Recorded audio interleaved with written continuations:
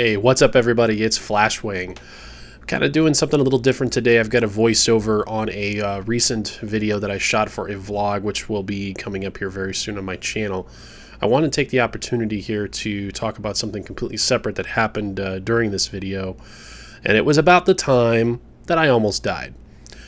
Everybody who rides motorcycles understands that it's very dangerous, and it's dangerous because you have visibility problems, because the potential for injury is significantly greater, because you don't have any protection, and because really the only thing that you have is your skin and the gear that you wear.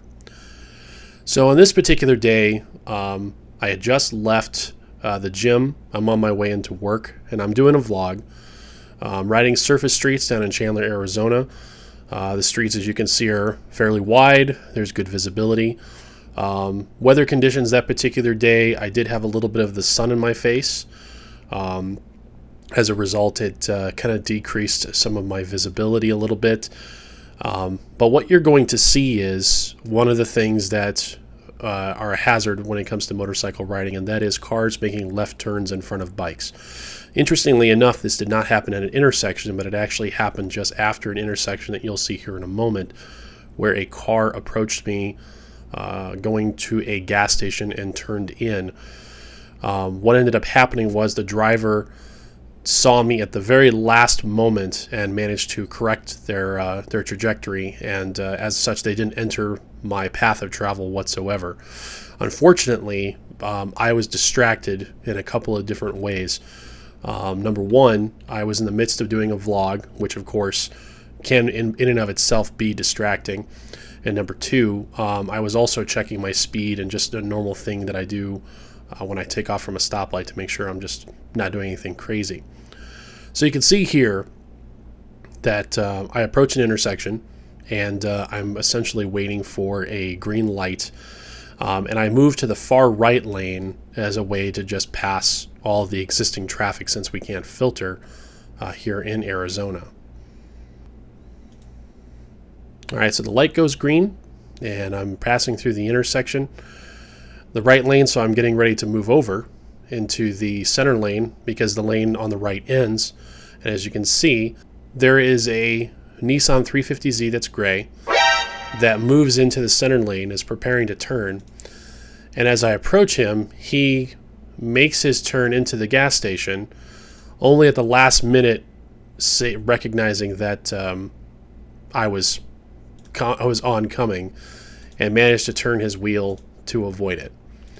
Now, had he actually gone through with his turn, it's very likely that I could have been seriously injured or killed. Now, the things that I had going for me were, one, the car was relatively low as comparison to the height of the bike and the area that I sit. But had I been hit, I would have definitely been projected off the bike instantly, and I would have flown for probably a good 10 to 20 feet before coming to a rest on the street.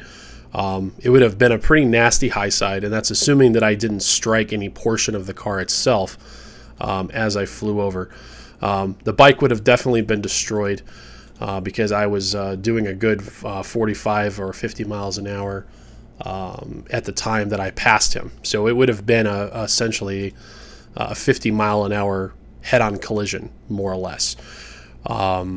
It would have been significant injury, or of course there was the possibility of death. The good news is that the traffic behind me was nowhere close because of my acceleration, and there was no traffic in front of me, so there was no other obstructions. Everything was wide open. This is a pretty serious situation, and I have to say, so far in my career of riding, I haven't had quite a close call like this, where had it not been for the actions of the driver taking evasive action, I would have been hit.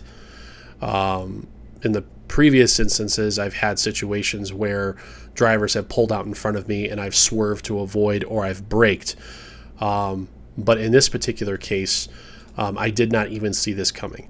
Unfortunately, again, it has to be specified. I'm running Super View on the GoPro Hero 3 Plus, so the distance is incredibly exaggerated. I mean, this was pretty close. In the camera view, it looks like that I had, like about a a couple cars length worth of distance before this guy actually made his correction, but it would have been pretty close. I didn't actually realize what was happening until I was already right on top of him, and in fact I actually don't say something until I'm almost even with the car's wheel. And even then I didn't even take any evasive action at that point. This is for anybody who, whether you're a new rider or an existing rider, these are the kinds of hazards that are out there. I'm not a perfect rider. This situation proves that I need to be way more diligent and untrusting of other drivers when they're making moves like this, and to be much more conscious of traffic that are in the process of making left turns in front of me.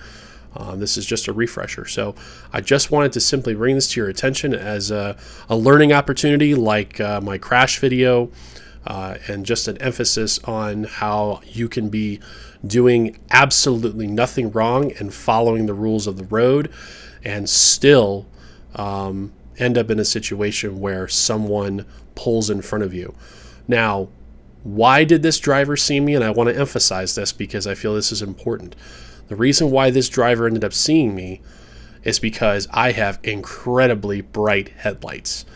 I run 4300 Kelvin HIDs, and I run with my, as you can see, I had my brights on at this particular time. Headlights are a safety device, and if you have a bike that has headlights that are dim, I highly encourage you to find the absolute legally allowable brightest headlight that you can put on your motorcycle. It is absolutely a safety device. It not only helps increase your visibility at night, but it makes you more visible during the day. In this particular case, I don't think this 350Z driver should have had any problem seeing me because the sun was in my face, so the sun was to his back. But my guess is because of the time of day, the fact that the bike is white, I'm black, you do kind of, not that I'm black, but that my gear is black, but that I think that it could have possibly helped me blend into the background a little bit. But it was also just plain inattentiveness on the part of the 350Z driver for sure. Doesn't matter though. At the end of the day, it doesn't matter what the reasoning was. The fact is only what happens. This was a close call, and I'm happy to say that it almost happened, but something that we need to be conscious of as motorcycle riders.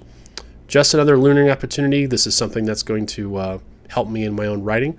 So thank you very much, guys. Feel free to post your comments below, and thank you for watching, and we will see you out there.